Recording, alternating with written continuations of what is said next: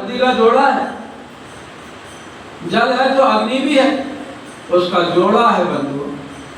बीज है तो खेत भी है, बीज अकेला होता खेत नहीं होता तो बीज सड़ जाता, और खेत अकेला होता अगर उसमें बीज न डाला जाए तो बीज बंजर हो जाएगा और वो खेत बंजर हो जाएगा। दो खेत, दो का जोड़ा दुनिया में बनाया, माता पिता का जोड़ा है, भाई बहन का जोड़ा है, पति पत्नी का जोड़ा है, बेटे बेटी का जोड़ा है, सूर्य चंद्रमा का जोड़ा है। सूरज ही सूरज होता, चंद्रमा नहीं होता तो पूरी धरती गर्मी से जल पड़ती, और चंद्रमा होता और यदि सूरज नहीं होता तो बंधुओं सारी दुनिया हिमालय बन गई होती। दो के बिना कोई काम नहीं होता है। अग्नि और जल का जोड़ा है, सूर्य और चंद्रमा का जोड़ा है, ब्रह्मा और प्रकृति का जोड़ा है, धरती आकाश का जोड़ा है। बंधुओं भगवान ने जोड़े से दो हाथ दिए, दो कान दिए, दो आंखें दिए, दो पैर दिए, दिल और मन दिया है, मस्तिष्क और दिमाग दिया है। इसके बिना दुनिया का कोई काम नहीं हो सकता था।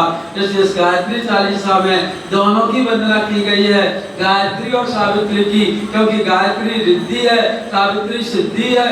गायत्री आध्यात्मिक विभूति है, सावित्री भौतिक उपलब्धि है। गायत्री ज्ञान है, सावित्री विज्ञान है। गायत्री देव है और जो सावित्री मनुष्य है, दो के बिना दुनिया का काम नहीं चल सकता। गायत्री ऋषि है, सावित्री मुनि है। गायत्री ऋचा है, सावित्री श्लोक है, दो के बिना दुनिया का काम नहीं चल सकता।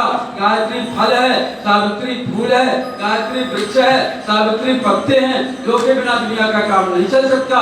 इसलिए गायत्री माता की अभिवंदना आध्यात्मिक विभूति को प्राप्त करने वाली, यह सरल हिंदी में प्रार्थना और सावित्री की भौतिक उपलब्धि प्राप्त कराने वाली। यदि हम बाबा जी बन जाएं तो भी दुनिया के किसी काम के लिए रहेंगे, और हम ये धार्मिक काम न करें, पूजा पाठ न करें, अपनी कार कोठी में मत रहे तो भी हम दुनिया के किसी काम के लिए रहेंगे। इसलिए आध्यात्मिक विभूति और भौतिक उपलब्धि दोनों प्राप्त करने के लिए जैसे गायत्री मंत्र की साधना सर्वोपरि है, वैसे गायत्री चालीसा का पाठ भी सर्वोपरि है। इसे गायत्री चालीसा का पाठ भी आप क्रांति कर दीजिए, आप आंदोलन खड़ा कर दीजिए, आप अभियान चला दीजिए कि गायत्री साधना के द्वारा, गायत्री मंत्र के द्वारा, गायत्री मंत्र लेखन के द्वारा, जप के द्वारा, उपासना साधना आराधना का त्रियोग हम सारे जनमानस को पूर्ण करा सकेंगे। इसलिए गायत्री चालीसा मामूली नहीं है। इसमें जो एक एक शब्द कहा गया है, ये गुरुदेव की साधना में लेखनी से लिखा गया है। ये गुरुदेव के उद्गार हैं, और कौन कौन इस गायत्री मंत्र को जप सकता है। जितने भी मनुष्य हैं वो इस कैटेगरी में आते हैं। कोई भी मनुष्य होगा, ब्राह्मण होगा, क्षत्रिय होगा, वैश्य होगा, शूद्र होगा, या छोटा होगा, बड़ा होगा, मूर्ख होगा, ज्ञानी होगा, वो इस कैटेगरी में जरूर होगा। या तो वो लोभी होगा, या भोगी होगा, या योगी होगा, या ऋषि मुनि होगा, या साधारण मनुष्य होगा। इसे क्या कहा गया? ऋषि, मुनि, यति, तपस्वी, योगी, आरत, अर्थी, चिंतित, भोगी, जो शरण तुम्हारी आवे, सो मन वांछित फल पावे।